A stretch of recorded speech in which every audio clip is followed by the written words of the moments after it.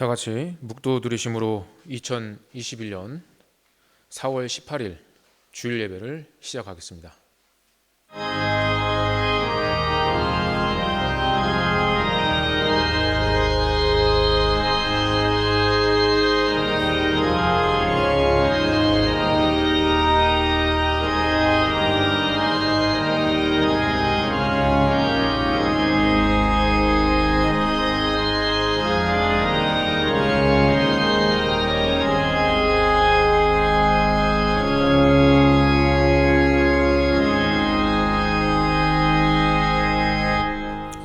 우리의 기쁨, 우리의 소망 되시는 하나님 아버지, 이 시간 경배와 찬양을 주님 전에 올려드립니다.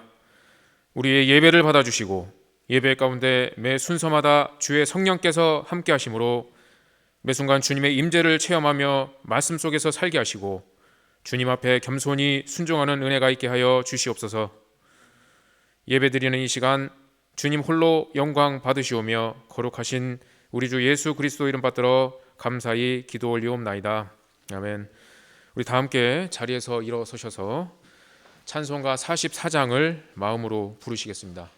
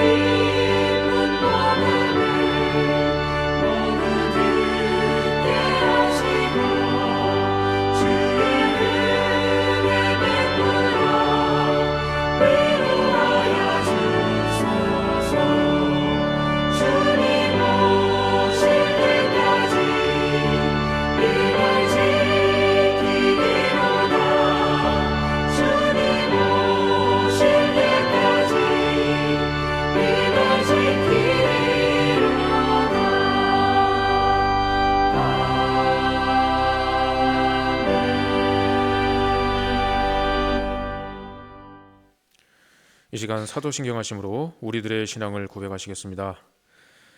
전능하사 천지를 만드신 하나님 아버지를 내가 믿사오며 그 외아들 우리 주 예수 그리스도를 믿사오니 이는 성령으로 잉태하사 동정녀 마리아에게 나시고 본디오 빌라도에게 고난을 받으사 십자가에 못 박혀 죽으시고 장사한 지 사흘 만에 죽은 자 가운데서 다시 살아나시며 하늘에 오르사 전능하신 하나님 우편에 앉아 계시다가 저리로서 산자와 죽은 자를 심판하러 오시리라. 성령을 믿사오며 거룩한 공예와 성도가 서로 교통하는 것과 죄를 사하여 주시는 것과 몸이 다시 사는 것과 영원히 사는 것을 믿사옵나이다. 아멘. 다 함께 자리에 앉으셔서 찬송가 273장을 마음으로 부르시겠습니다.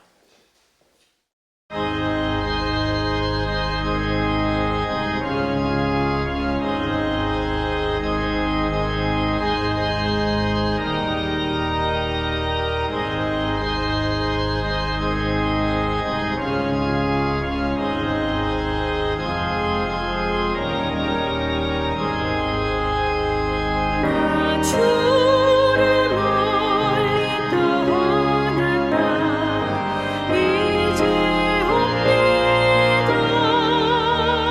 나 죄의 길에 시달려 주여 옵니다. 나 이제 왔으니 내 집을 찾아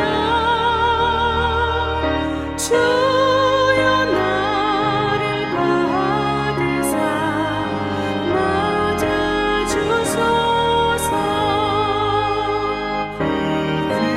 귀한 세월 보내고 이제 옵니다.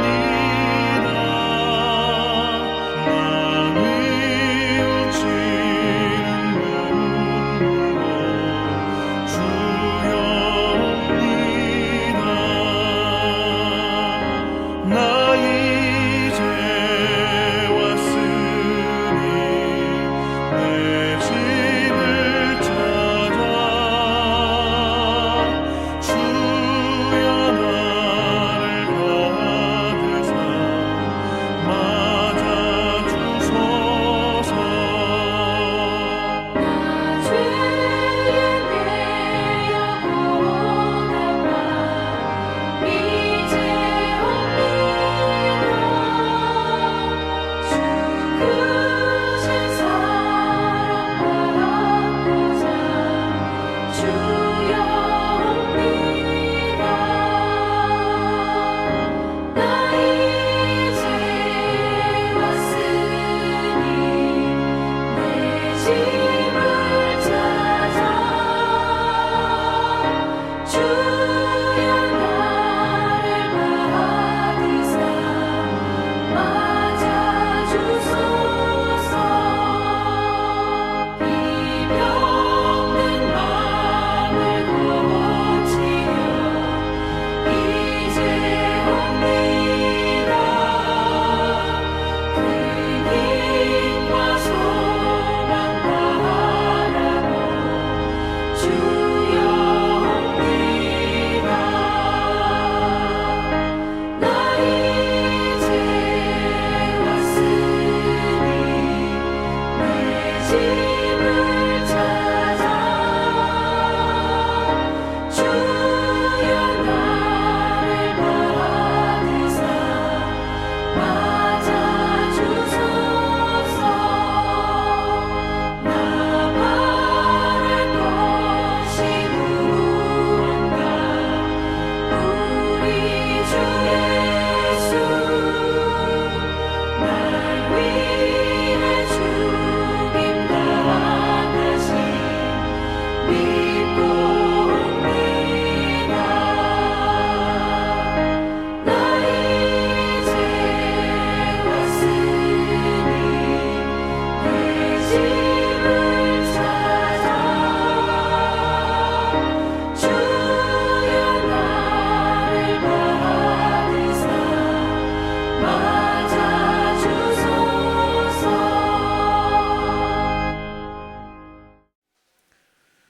이 시간 저희를 대표하여 전민호 안수 집사님 나오셔서 기도해 주시겠습니다.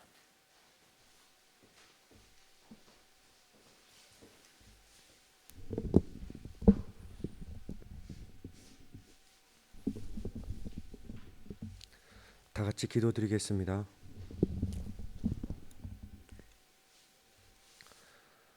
사랑과 은혜가 많으신 하나님, 크고 깊고 넓으신 주님을 찬양합니다. 죄로 인해 죽을 수밖에 없었던 우리를 위해 독생자 예수 그리스도를 이 땅에 보내시어 십자가 보혈을 흘리신 그 한없는 은혜에 감사드립니다. 지난 주간에도 저희들은 주님의 자녀임을 망각하면서 주님의 뜻대로 살지 못하고 내 고집과 내 뜻대로 교만하게 살아왔음을 고백합니다. 항상 주님과 동행한다고 하지만 생각처럼 되지 않습니다. 주님을 신뢰하지 못하고 주님과 동행하지 못함을 용서하여 주시옵소서. 코로나가 발병한 지 벌써 1년이 넘어갑니다. 금세 끝날 것 같았던 코로나 바이러스는 우리의 삶과 생각까지 바꾸는 상황이 되고 말았습니다. 시대가 이럴지라도 우리가 하나님만 바라보는 믿음의 사람들이 되게 하시고 하나님을 신뢰하는 가운데 믿음의 경주를 그치지 않는 우리 비엔나 장로교회 성도가 되게 하여 주시옵소서. 날마다 주님과 동행하는 삶이 되게 하시고 언제나 일상 속에서 하나님을 바라보며 갈망하는 삶이 되기를 원하고 바라옵나이다. 은혜가 풍성하신 주님, 이곳 비엔나에 주님의 몸된 교회를 세워주셨으니 우리 모두가 주님을 바라보며 살아갈 수 있도록 돌보아 주신 은혜에 감사드립니다. 우리 교회가 주님이 주신 사명을 온전히 감당할 수 있도록 지혜의 능력을 주시고 이곳에 영혼이 갈급한 심령들이 가득하여 더욱 하나님의 영광이 될 수 있도록 역사하여 주시옵소서. 우리 교회에 굳센 믿음과 능력을 더하여 주셔서 기도하는 교회, 성령이 역사하는 교회가 되기를 원합니다. 주님께서 함께 하셔서 말씀과 기도와 성령의 다스림을 받는 교회가 되게 하여 주시옵소서.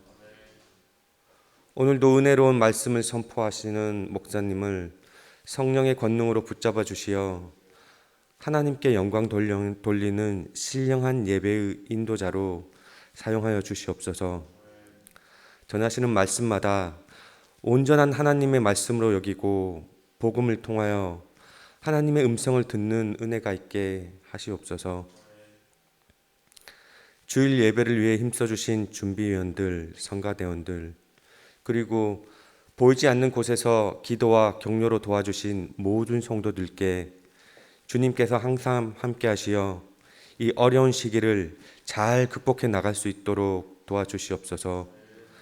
이 모든 말씀 우리를 구원해 주신 예수 그리스도의 이름으로 기도드립니다. 아멘.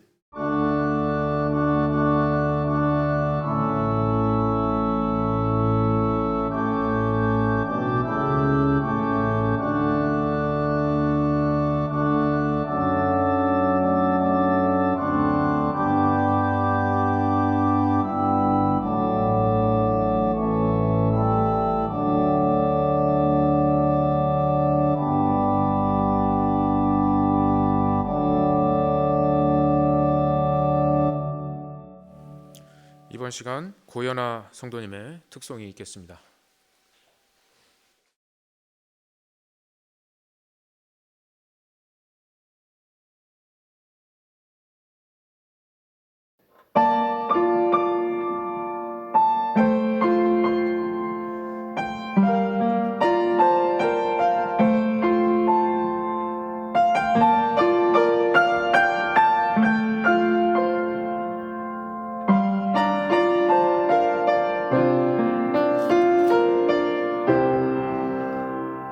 내 평생 살아온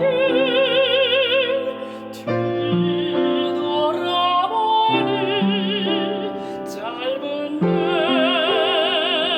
인생길 오직 주의 은혜라. 내 평생 살아온 길 뒤돌아보니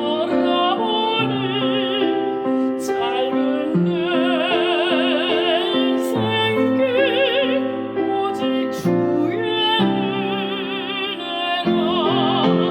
주의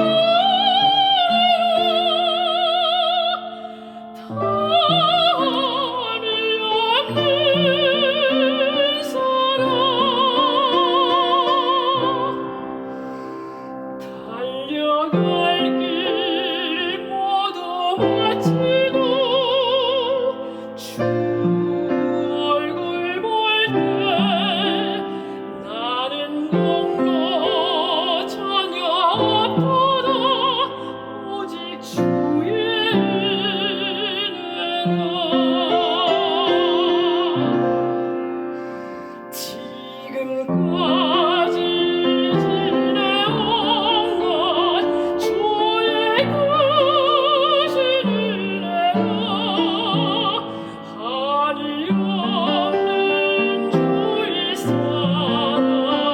어찌로 말하랴 자나게나 주의 손이 항상 살펴주시고 오래된 주 안에서 형통하게 하시는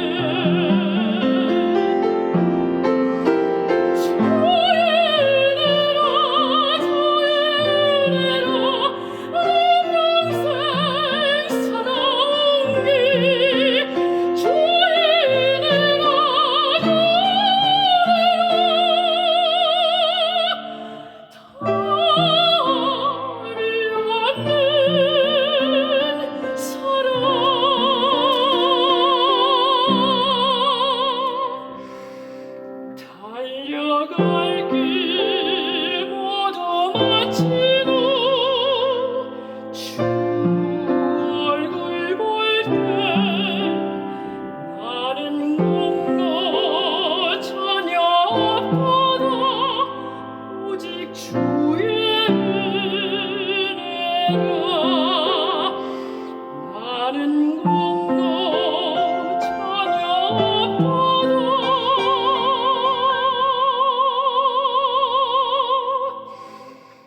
오직 주의 은혜라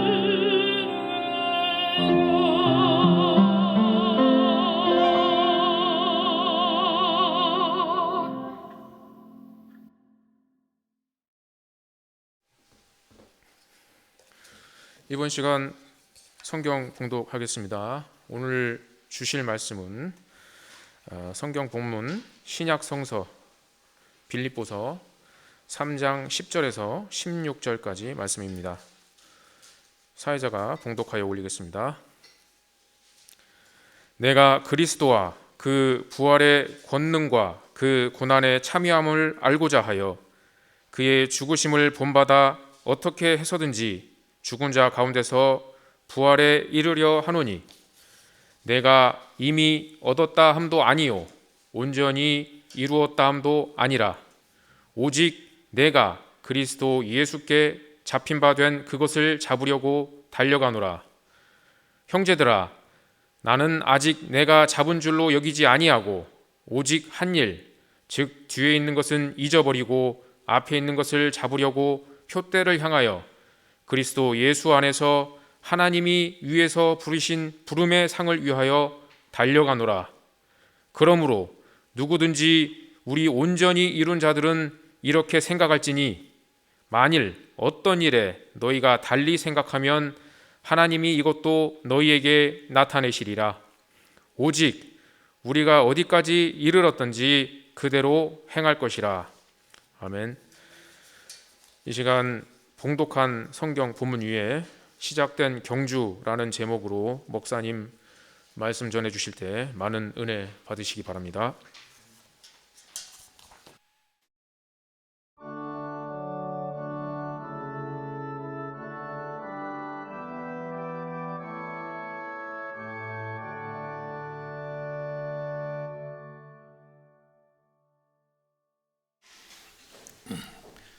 전에 제가 만난 어떤 이단 중에는 이런 주장을 하는 분들도 있었습니다. 우리가 예수님을 한번 믿으면 이제 다시는 회개할 필요가 없다. 매일 짓는 죄도 회개할 필요 없다. 예수님의 보혈로 다 용서받았기 때문에 회개할 필요가 전혀 없다. 이런 주장을 하는 것을 보았습니다. 예수를 믿고 난 다음에 매일 짓는 죄를 회개할 필요가 없다. 아마 이게 지금 어디에서 주장하는 건지 아시는 분도 계실 거예요. 여러분은 어떻게 생각하십니까? 이런 주장이 옳다고 생각하시나요? 네, 옳은 것이 아닙니다. 성경은 우리의 신앙생활을 달리기 경주에 비유하고 있습니다.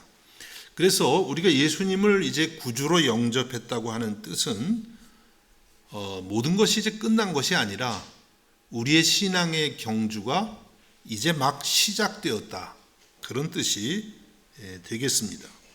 이제부터 우리가 예수님을 믿으면서 날마다 회개도 하고 또 말씀도 묵상하고 기도도 하면서 자라가야 되는 그런 경주자다, 이렇게 성경은 표현합니다. 우리가 읽은 오늘 본문 14절에서도 사도 바울은 자신이 지금 한참 경주를 하고 있다, 이렇게 표현을 하고 있습니다. 본문 14절을 보니까요. 표대를 향하여 그리스도 예수 안에서 하나님이 위에서 부르신 부름의 상을 위하여 달려가노라. 표대를 향하여, 목표를 향해서, 고를 향해서 그리스도 예수 안에서 하나님이 위에서 부르신 부름의 상을 위해서 지금 달리고 있는 중이다. 경주자 사도 바울을 말하고 있습니다. 어떻습니까? 여러분은 지금 경주를 잘 하고 계시나요?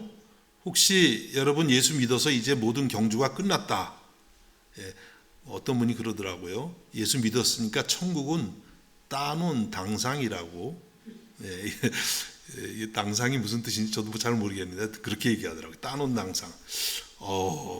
맞는 얘기이기도 해요. 예수 믿었으니까 천국은 따놓은 당상. 맞긴 한데 우리는 예수 믿었다는 건 이제 경기가 시작되어서 지금 막 달려가는 그런 중에 있다, 이렇게 우리가 이해할 수 있기를 바랍니다. 그러면 어떻게 이와 같이 신앙의 경주를 우리가 잘 할 수 있을까요? 오늘 본문을 보니까 먼저는 주님의 고난과 부활을 본받고자 애쓰라고 하십니다. 예수님의 고난과 십자가 고난과 그리고 그 부활의 권능을 본받고자 애쓰라고 합니다. 오늘 말씀 본문 10절과 11절을 보니까 내가 그리스도와 그 부활의 권능과 그 고난에 참여함을 알고자 하여 그의 죽으심을 본받아 어떻게 해서든지 죽은 자 가운데서 부활에 이르려 하노니. 사도 바울은 먼저 나는 그리스도를 알고자 합니다, 이렇게 고백을 하고 있습니다. 사도 바울은 항상 그 최고의 소원이 무엇이냐면 예수님을 더욱 아는 거예요.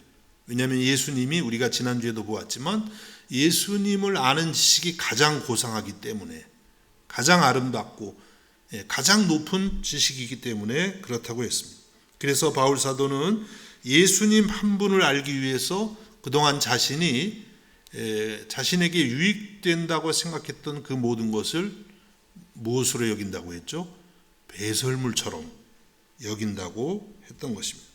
그러니까 사도 바울의 마음은 예수님을 더 알고 싶은 그 마음으로 가득했던 것입니다. 우리 찬송 중에 그런 찬송이 있습니다. 내 평생의 제가 원래 노래는 안 하려고 그랬는데 소원, 내 평생의 소원, 대속해 주신 사랑을 간절히 알기 원하네. 이런 찬송 아시죠? 이것이 아마도 사도 바울의 찬송이었을 거예요. 내 평생의 소원, 내 평생의 소원, 대속해 주신 예수님의 사랑을 더욱 알기 원합니다. 여러분, 이것이 우리의 고백이 되고 우리의 찬송이 될 수 있기를 주님의 이름으로 축복합니다. 여러분, 그렇습니다. 우리 신앙의 경주에서 가장 핵심적인 것은 예수님을 더욱 알기 위해서 애쓰는 것입니다. 사실상 그렇습니다. 우리가 처음 예수님을 구주로 영접했을 때는 예수님 잘 모릅니다. 아니, 아니까 믿은 거 아닌가요? 글쎄 얼마나 알까요? 하나님의 은혜로 예수님을 우리가 믿게 된 것이죠. 예수님 다 알아서 믿은 게 아니라 하나님이 여러분을 택하시고 부르셔서 하나님 은혜로 우리가 예수님을 믿게 된 것입니다. 그런데 이제 예수님을 믿고 나면 그 다음부터는 매일매일 예수님을 이제 조금씩 알아가는 것입니다. 여러분, 우리 인간관계도 그렇지 않습니까? 결혼해서 부부가 된다고 상대방을 우리가 다 아는 것은 아니죠. 평생 알아가도 잘 모르는 것이죠. 그것이 우리 인간관계인데요. 전에 제가 한국에서 30대 중반에 부목사를 할 때 그 교회가 이제 부교육자들이 부목사님들이 한 8명 정도 됐는데 부부 이야기가 나왔어요. 그래서 제가 그런 얘기를 했습니다. 이제 저는 결혼한 지 한 몇 년 됐나? 한 5년 됐나? 이제 조금 아내에 대해서 알 것 같아요. 그랬더니 60대 중반이 넘으신 담임 목사님이 껄껄 웃으시면서 대단한데 난 아직도 잘 모르겠는데 그러시는 말씀을 들었습니다. 제 나이 30대 후반에 그런 이야기를 했으니까 참 웃으실 만도 했죠. 여러분, 우리가 예수님에 대해서 과연 얼마나 알고 있을까요? 물론 성경 지식을 통해서 예수님은 하나님의 아들이시고 또 나의 구원자가 되시고 예수님은 다시 오실 분입니다. 그런 지식을 우리가 다 알고 있습니다. 그러나 이런 지식 말고 예수님의 넓고 깊은 사랑에 대해서 우리는 과연 얼마나 알까요? 100만 분의 1이나 알까요? 잘 모를 것입니다. 그래서 우리는 예수님을 진실로 알기 위해서 더 애써야 된다는 것이에요. 사도 바울은 에베소 교회 성도들을 위해서 이러한 기도를 드렸습니다. 에베소서 3장 18절과 19절입니다. 능히 모든 성도와 함께 지식에 넘치는 그리스도의 사랑을 알고 그 너비와 길이와 높이와 깊이가 어떠함을 깨달아 하나님의 모든 충만하신 것으로 너희에게 충만하게 하시기를 구하노라. 사도 바울이 기도할 때에 성도들이 그리스도의 사랑을 알아가기를 원한다고 했어요. 많이 모른다는 거예요. 그래서 더 알아가기를 원한다. 그 사랑의 넓이와 또 길이와 높이와 깊이가 어떤지 아주 무궁하다는 거예요. 그것을 알기를 원한다고 한 것입니다. 그 말씀에 보면 지식에 넘치는 그리스도의 사랑 이런 표현이 있는데 우리의 인간적인 이해로는 알기 어려운 그런 놀라운 사랑이라는 거예요. 그래서 그 사랑은 반드시 하나님께서 성령을 통해서 우리에게 나타내 주실 때, 부어 주실 때에만 그 사랑을 우리가 알게 된다고 하는 것입니다. 여러분, 우리는 나는 예수님을 다 안다 이렇게 자부할 수가 없습니다. 날마다 사도 바울이 기도했던 것처럼 우리들도 예수님, 주님의 그 사랑에 그냥 지식이 아니라 넓이와 그렇죠? 길이와 높이와 그 깊이를 더욱더 알게 하여 주옵소서. 이렇게 기도할 수 있기를 우리 주님의 이름으로 축복합니다. 또 사도 바울은 그리스도의 부활의 권능과 그 고난에 참여함을 알고자 한다고 했습니다. 이 말씀은 예수님의 가장 핵심적인 사역을 더 이해하고 싶다는 거예요. 더 동참하고 싶다는 것입니다. 여러분, 예수님께서 이 땅에 오셔서 많은 일들을 행하셨는데 그 중에서 가장 핵심적인 그 내용은 십자가의 고난과 부활 사건입니다. 그래서 예를 들면 마가복음서를 보면 예수님의 행적들이 쫙 나오는데 이제 3분의 1 정도, 뒷부분 한 3분의 1 정도가 예수님의 마지막 한 주간을 기록하고 있어요. 3년 정도 사역을 하셨는데 마지막 한 주간의 사역이 3분의 1쯤 되는 거예요. 그 마지막 한 주간이 무엇입니까? 예수님이 고난당하시고 죽으시고 부활하신 것이죠. 이것은 무슨 뜻이냐면 예수님의 십자가의 고난과 부활 사건이 주님의 복음의 가장 핵심적인 내용이라고 하는 것을 말씀하고 있습니다. 그래서 우리들도 예수님을 안다고 할 때 우리는 무엇보다도 그 고난의 의미, 그 부활의 의미를 더욱더 알아가야만 하는 줄로 믿습니다. 그런데 오늘 말씀 보면 11절 말씀이 조금 이해가 되지 않습니다. 11절 말씀을 다시 읽어보면 어떻게 해서든지 죽은 자 가운데서 부활에 이르려 하노니, 어떻게 해서든지 어떤 노력을 치르더라도 죽은 자 가운데서 부활에 이르려 한다. 이게 잘못 들으면 우리가 예수 믿고 부활하는 것은 우리의 노력에 달려 있다. 예? 이런 뜻, 이런 말씀처럼 들리지 않나요? 만일 바울이 그랬다면 사도 바울이 앞에서 인간의 공로를 앞세우는 율법주의자들을 뭐라고 표현했죠? 기억나시죠? 개들. 이렇게까지 표현했는데, 그러면 율법주의자, 인간의 공로를 사도 바울이 부인하고 있는 것인데, 사도 바울이 자기의 입장을 여기서 바꾼 것일까요? 그렇지는 않겠죠. 이것은 그러면 무슨 뜻일까요? 이 말씀의 뜻은 우리가 영광스러운 부활을 소망한다면 주님을 위한 고난에도 반드시 동참해야 된다는 것을 의미하는 것입니다. 예를 들어서 우리가 다 부활을 소망합니다. 그렇죠. 예수님 부활하신 것처럼 우리들도 부활할 줄로 믿습니다. 우리들이 주일마다 고백하는 거죠. 사도신경 마지막에서. 그렇죠. 영원히 살 것과 다시 살 것을, 부활할 것을 우리가 늘 고백하지 않습니까? 그런데 이 부활을 바라면서 주님을 위한 고난은 싫어한다. 이런 신앙을 무슨 신앙이라고 할까요? 제가 정해봤는데 얌체신앙.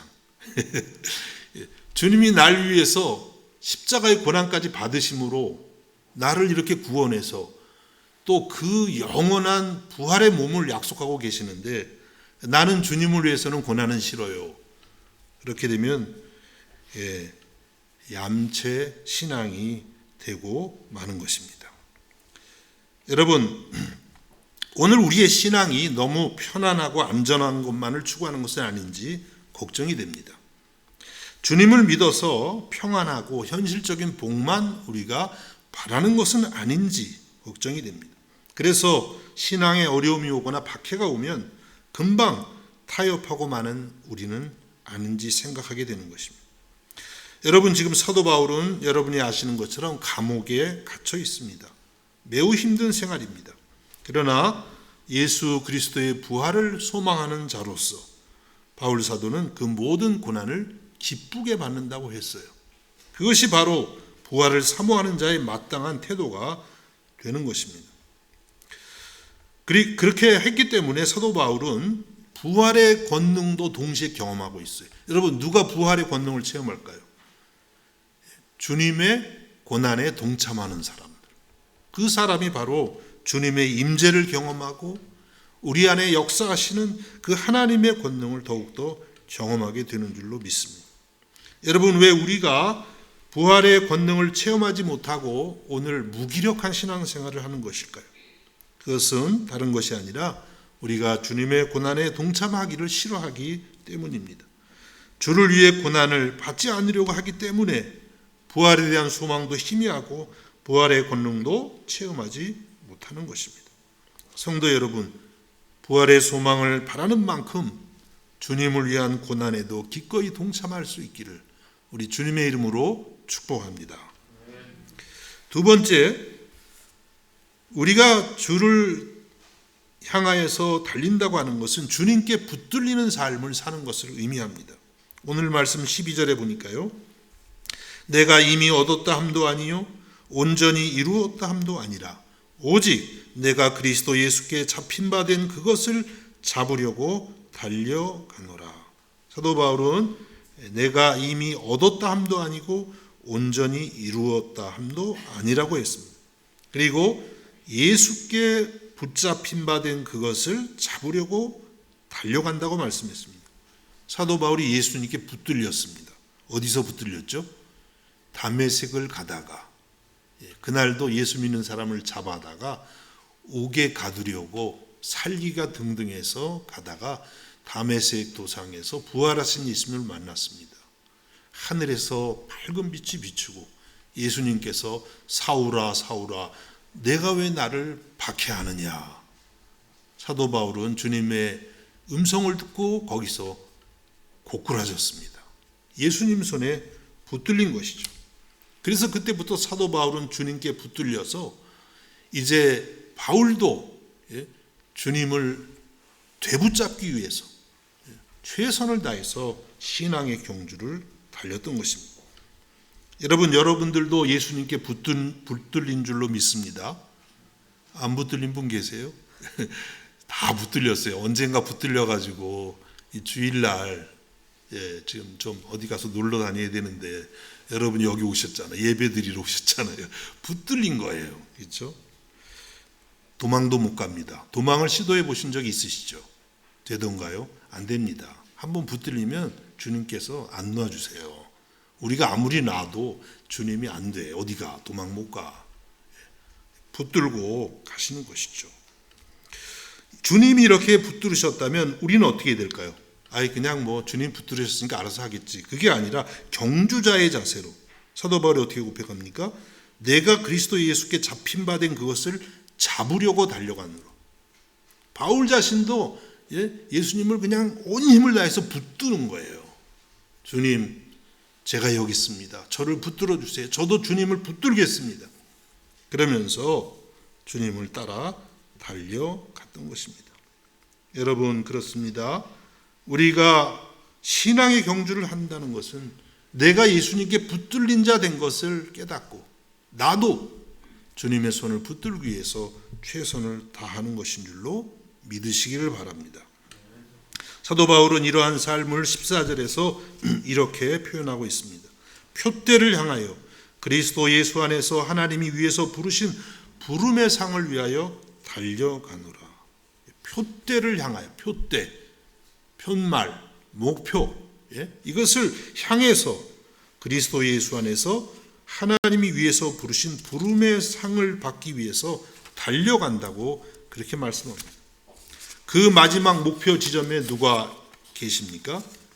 예수님이 계시죠.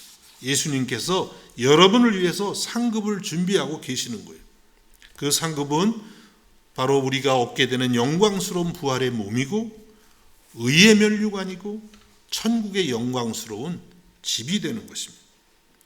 여러분, 오늘 이 본문을 읽을 때에 어떻습니까? 사도 바울이 이 주님이 주시는 상급을 위해서 온 힘을 다해서 달려가는 그런 모습이 보이지 않습니까? 비록 지금 사도 바울은 감옥에 갇혀 있지만 감옥 안에서도 달려가고 있어요. 감옥 안에도 어떻게 달리냐고 달려가고 있습니다. 바로 이렇게 빌립보서를 쓰면서 빌립보 교회 성도들을 위로하고 또 교훈을 주고 있잖아요. 달리고 있는 것입니다. 또 그 감옥에서도 계속 복음을 전해서 심지어는 황제의 집안 사람들 중에도 예수를 믿는 사람이 있었다고 사도 바울이 빌립보서 4장에 보면 말씀하고 있어요. 어디에 있든지 어떤 상황이 있었든지 사도 바울은 신앙의 경주를 열심히 달려가고 있는 것입니다. 여러분, 그렇습니다. 우리들도 어떠한 상황과 환경에서도 신앙의 경주를 멈춰서는 안 됩니다. 지금같이 코로나 상황에서는 더욱더 그렇습니다. 더 집중해서 장애물이 있으니까 오히려 더 집중해서 주님을 향해서 우리는 달려가야 되는 줄로 믿습니다. 매일 하나님 말씀을 묵상하고 회개하고 기도하고 또 주의를 지키는 일에도 더욱 집중해야 되는 줄로 믿습니다. 어려운 형편이지만 우리 안에 있는 주님이 주시는 기쁨을 가지고 복음을 나타내는 일에도 최선을 다해야만 되는 줄로 믿습니다. 사도 바울은 이러한 마음으로 경주를 달리고 경주를 마치면서는 이런 고백을 했습니다. 디모데후서 4장 7절과 8절입니다. 나는 선한 싸움을 싸우고 나의 달려갈 길을 마치고 믿음을 지켰으니 이제후로는 나를 위하여 의의 면류관이 예비되었으므로 주 곧 의로우신 재판장이 그날에 내게 주실 것이며 내게만 아니라 주의 나타나심을 사모하는 모든 자에게도 니라. 이렇게 고백하고 있습니다. 이 고백은 정말 신앙의 경주를 최선을 다해서 달린 사람만이 할 수 있는 그런 고백이에요. 참 이런 고백을 하기가 어렵겠죠. 저는 택도 없을 것 같습니다. 우리가 만일에 주님 앞에 이제 섰는데 꼬린 지점에 달려가서 섰는데 주님 죄송합니다. 저는 주님을 위해서 한 게 아무것도 없고 저를 위해서만 사는 것 같으네요. 신앙생활도 저만 생각했던 것 같아요. 얼마나 죄송할까요? 이런 고백을 하면 안 될 것입니다. 우리 모두가 지금부터라도 사도 바울처럼 주님이 주시는 그 상을 바라보면서 최선을 다해서 달려갈 수 있기를 간절히 바랍니다. 제가 이 말씀을 준비하는데 어느 장로님하고 카톡으로 대화를 나누었어요. 요즘 제 아내가 한국에 잠시 가 있기 때문에 저를 염려해서 그렇게 카톡을 주셨더라고요. 좀 귀찮더라도 음식을 항상 따뜻하게 해서 드세요. 사실 제가 좀 부주의한 편입니다. 왜 그럴까 생각해 보니까 제가 20대 혹은 10대 학생들하고 지금 20몇 년을 같이 지내왔잖아요. 여러분은 지금 너무 연세가 많으세요. 제가 잘츠부르 가면 이렇게 설교를 안 합니다. 정말 말도 안 되는 이제 유머와 상황들이 막 벌어지는데 지금 얼마나 긴장을 하는지. 20대들하고 지내다 보니까 저도 항상 29인 줄 알아요. 28은 좀 그렇고. 그래서 항상 그래서 이렇게 젊은이인 줄 알고 막 살아요. 막 찬물도 마시고 그냥 얼마나 그렇게 부주의한지. 그래서 제가 그렇게 답을 드렸어요. 장로님, 사실 제가 이런 점에서 좀 부주의한 편입니다. 그랬더니 어떻게 답을 하셨냐면, 원래 천재는 한 곳에만 몰두하니 좀 부주의하다고 합니다. 제가 천재가 됐지 뭐예요. 저는 누가 이야기하면 그대로 믿는 경향이 있어요. 천재가 이런 것이구나 생각해 봤어요. 좀 다른 거는 좀 소홀히 하는데 한 가지에 몰두하는 거죠. 우리는 예수님을 믿는 천재가 될 수 있기를 주님의 이름으로 축복합니다. 다른 건 좀 부주의해도 괜찮아요. 그런데 예수를 믿는 데는 그냥 미치는 거죠. 몰두해야 돼요. 이 대충 믿을 수 있는 게 아닙니다. 우리가 달리는 이 경주는 정말 주님께 몰두하면서 달려가는 집중력이 필요한 것입니다. 여러분, 사람들은 누구나 할 거 없이 어디엔가 붙들려서 몰두하면서 살아간대요. 이왕이면 우리는 예수님께 붙들리고 예수님께 몰두하면서 달려갈 수 있기를 우리 주님의 이름으로 축복합니다. 이제 마지막으로 어떻게 말씀하냐면 우리의 목표점을 계속 상기하라는 거예요. 그러면서 달려가라는 것이죠. 목표가 정해졌어요. 근데 때로는 우리가 쉽게 이 목표를 잃어버릴 때가 있습니다. 오늘 말씀 15절에 보니까 이렇게 말씀합니다. 그러므로 누구든지 우리 온전히 이룬 자들은 이렇게 생각할지니 만일 어떤 일에 너희가 달리 생각하면 하나님이 이것도 너희에게 나타내시리라. 온전히 이룬 자들, 여기서 온전히 이룬 자들은 어떤 자들이냐면 스스로 그렇게 생각하는 사람들, 특별히 율법주의자들 혹은 거기에 영향을 받은 사람들, 자기가 스스로 성숙하다고 생각하는 사람들은 이렇게 생각하라. 앞에서 말씀한 것처럼 목표를 향해서 항상 부족함을 깨닫고 달려가는 그런 자세, 겸손한 자세를 가지라는 것이죠. 여러분, 옛말에도 벼는 익을수록 고개를 쳐든다? 아니죠. 고개를 숙인다. 벼는 익을수록 고개를 숙인대요. 이거 얼마나 참 놀라운 얘기인지 몰라요. 신앙도 그렇습니다. 익으면 익을수록 겸손해지는 거예요. 우리들도 신앙생활을 하면 할수록 이와 같은 자세를 우리는 배워야만 되는 것입니다. 여러분, 저는 참 축구를 좋아했었는데요. 축구 경기를 보면 역전승이 참 많아요. 역전패나 역전승. 전반에 2대0으로 이겼는데 후반에 3대2로 지는 그런 경우가 굉장히 많아요. 왜 그럴까요? 이긴 팀에서 너무 방심한 거예요. 나 이만하면 좀 됐지. 그러고 있다가 후반에 정신없이 당해서 패배하는 것을 보았습니다. 여러분, 우리도 마찬가지입니다. 내가 이 정도면 괜찮아 하는 순간 우리는 주님을 놓치고 마는 거예요. 그리고 성장하고자 하는 의욕도 잃어버리고 마는 것입니다. 또 주님을 놓치면 어떻게 되냐면 사람이 보이기 시작해요. 여러분, 우리가 신앙생활 할 때 사람을 어떻게 안 봐요? 봐야 되는데, 그러나 우리 마음의 중심은요 예수님께 딱 고정이 되어 있어야 됩니다. 그렇지 않으면 사람이 보이기 시작하면 어떻게 되냐면 내가 괜찮은 사람, 아니면 반대로 아주 못난 사람처럼 보이고, 괜찮은 사람으로 보이게 되면은 자꾸 이제 정죄에 빠지게 되는 것입니다. 그래서 우리는 주님을 향한 목표, 이것을 항상 잊으면 안 됩니다. 여러분, 우리 일반 삶도 그렇죠. 목표가 크면 안주하기가 어려워요. 목표를 작게 잡으면 그냥 이 정도면 괜찮네. 어떤 성인, 예를 들어서 육상 선수가 초등학생을 이겼어요. 달리기 해가지고. 초등학생을. 나 이 정도면 괜찮네. 이건 말이 안 되는 것이죠. 목표를 높이 잡아야 됩니다. 그래야만 우리가 발전할 수 있죠. 우리 목표는 예수님과 같이 되는 것이에요. 얼마나 높은 목표입니까? 그래서 우린 주님 앞에서 나를 늘 바라봐야 됩니다. 여러분, 예수님의 거룩함에 나를 비추어 보면 나는 얼마나 부족한가요? 주님의 사랑에 나를 비추어 보면 내 사랑은 얼마나 보잘것없는 것인가요? 주님이 가지고 계신 비전에 비추어 보면 나의 비전은 얼마나 보잘것없는 것인가요? 주님을 바라볼 때에 우리는 나의 부족함을 깨달을 수 있고, 그래야만 달릴 수가 있는 것입니다. 하나님은 우리에게 예수님까지 자라가라는 엄청난 목표를 주고 계십니다. 에베소서 4장 13절입니다. 우리가 다 하나님의 아들을 믿는 것과 아는 일에 하나가 되어 온전한 사람을 이루어 그리스도의 장성한 분량이 충만한 데까지 이르리니. 우리가 어디까지 이르러야 된다고요?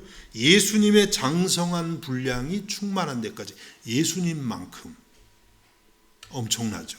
하나님의 아들의 그 분량만큼 우리의 신앙과 우리의 인격과 우리의 소망과 우리의 모든 것이 그렇게 자라가야 된다고 말씀하고 있습니다. 얼마나 위대하고 얼마나 높고 얼마나 고상한 목표입니까? 이 목표를 잃어버리면 안 돼요. 그 목표를 늘 상기하고 또 상기하고 나아가야만 날마다 우리가 달려갈 수 있는 그런 동기와 동력이 우리에게 주어지는 줄로 믿습니다. 이제 마지막으로 16절인데 16절도 거의 같은 내용의 말씀입니다. 16절 말씀을 읽어봅니다. 오직 우리가 어디까지 이르렀든지 그대로 행할 것이라. 이 말씀의 뜻은 우리가 그동안 얼만큼 이루었든지 이것도 거기 안주하지 말고 계속 달려가라, 이런 뜻입니다. 중단이 없습니다.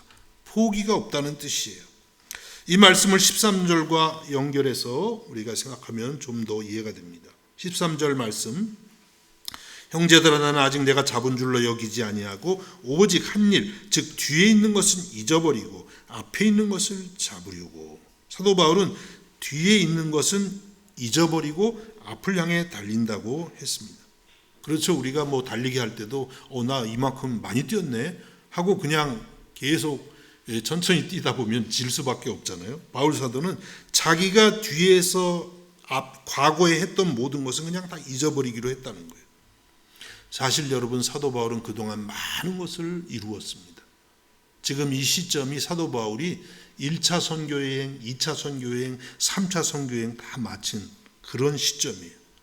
얼마나 많은 사람들을 예수님께로 인도했고 또 얼마나 많은 교회들을 세웠습니다. 또 사도 바울 자신도 주님 안에서 많은 성숙을 이루었을 것입니다. 무엇보다도 주를 위해서, 복음을 위해서 수많은 고난을 당했습니다.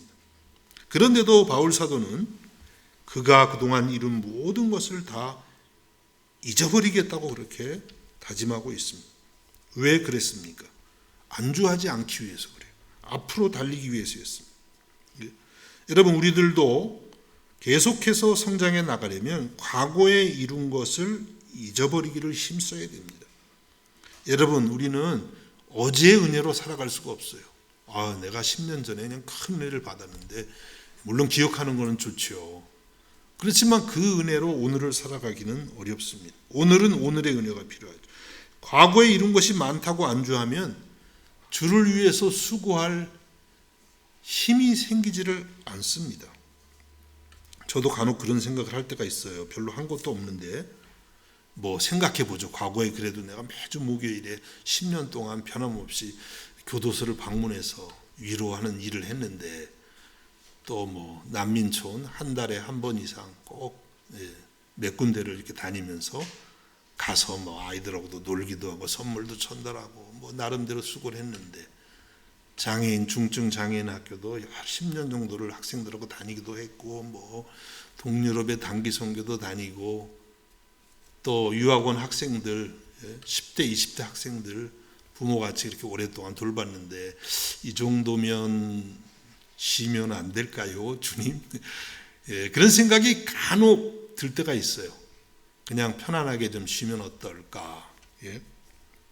이런 것은 경주자의 자세가 아닙니다. 이거는 목표를 잃어버린 거예요. 주님이라는 목표를 잃어버렸기 때문에 이런 생각이 드는 것입니다. 여러분, 하나님께서는 여러분이 얼만큼 이루었던지, 여러분의 그것이 신앙이든지 인격이든지 주를 위해서 행한 일이든지 어떤 것이 되었든지 전부 잊어버리고 계속해서 더 높은 목표, 우리의 궁극적인 목표 예수님을 향해서 달려가라고 말씀하고 계십니다. 날마다 이 목표를 생각하면서 포기와 중단이 없이 달려가라고 말씀하십니다. 넘어지면 주님의 은혜를 붙들고 다시 일어나서 달려가라고 말씀합니다. 여러분, 이와 같이 신앙의 경주를 잘 달려서 끝까지 완주할 수 있기를 우리 주님의 이름으로 축복합니다. 기도하겠습니다.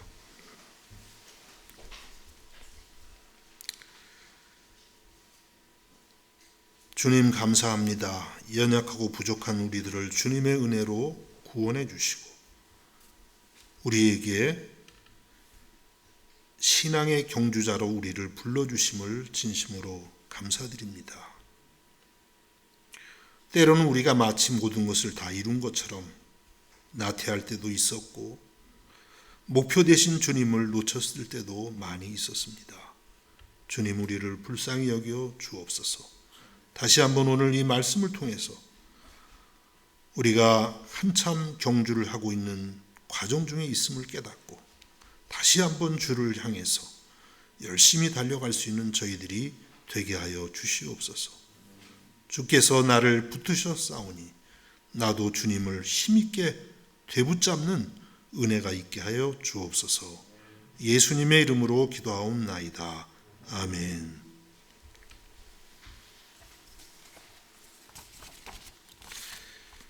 우리 찬송가 463장 찬송하겠습니다.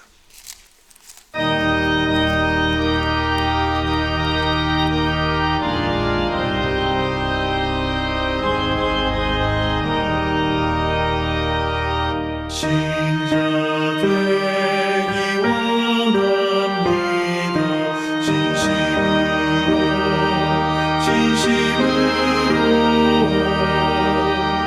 신자 되기 원합니다.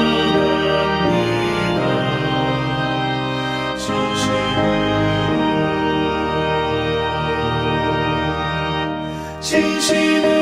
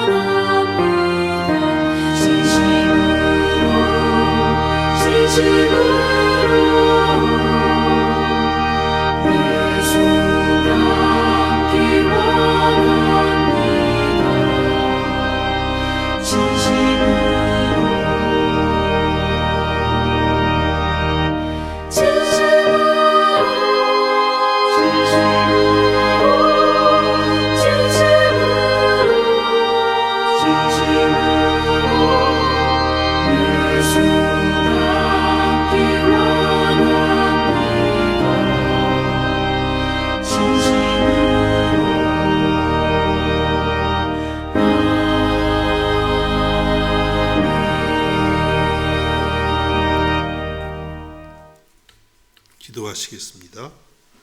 예수님 고맙습니다. 우리를 주님의 크신 은혜로 붙들어 주시고 오늘도 주님의 그 붙드시는 은혜를 따라 주님 앞에 나와 예배하게 하시니 감사드립니다. 우리를 향하신 그 놀라운 은혜와 사랑을 감사하며 오늘도 우리의 몸과 마음을 드리고 우리의 정성을 드립니다. 우리를 받아주시고 더욱더 주님 앞에 붙들려 사는 저희들이 되어서 주님의 나라와 주님의 복음을 위해서 더욱더 귀하게 쓰임받는 우리가 되게 하여 주옵소서. 드린 손길마다 축복해 주시기 원하옵고 예수님의 이름으로 기도하옵나이다. 아멘. 우리 자리에서 일어나셔서 635장 주기도문을 찬양하겠습니다.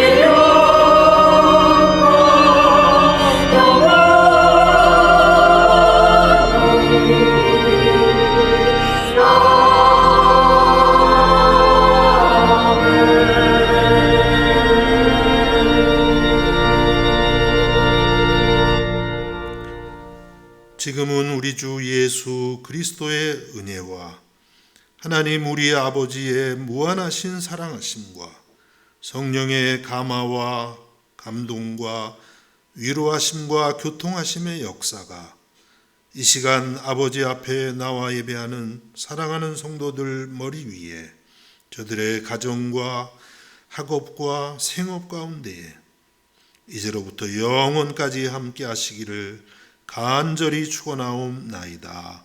아멘.